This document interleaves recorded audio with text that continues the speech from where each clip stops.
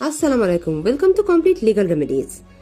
আমাদের দেশে দেখা যায় বিভিন্ন কারণে মহিলারা তাদের স্বামীকে তালাক দেওয়ার অধিকার জন্মায়।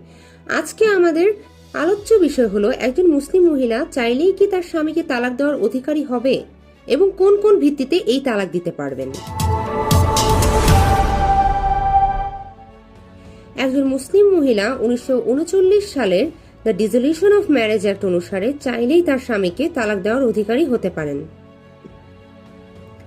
এখন প্রশ্ন হলো, একজন মুসলিম মহিলা কোন কোন ভিত্তিতে এই তালাক দিতে পারবেন।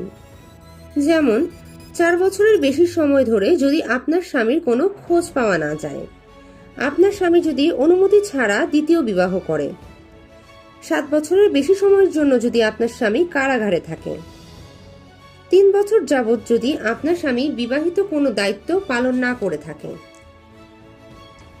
বিয়ের সময় স্বামী যদি পুরুষত্বহীন হয় এবং বিয়ের পরও এই অবস্থা যদি চলমান থাকে, স্বামী যদি কুষ্ঠরোগে আক্রান্ত হয় কিংবা অন্য কোনো মারাত্মক রোগে আক্রান্ত হয়, 16 বছর পূর্ণ হওয়ার আগে যদি আপনাকে আপনার বাবা কিংবা অন্য অভিভাবক জোর করে বিয়ে দিয়ে দেয় এবং আপনার 18 বছর হওয়ার আগে যদি আপনি এই বিয়ে মানতে না চান। এই শর্তগুলোর উপর ভিত্তি করেই একজন মুসলিম মহিলা তার স্বামীকে তালাক দেওয়ার জন্য ডিগ্রি পাওয়ার অধিকার অর্জন করে থাকে। Thank you. আরও কিছু বিস্তারিতভাবে জানতে আমাদের সঙ্গে থাকুন।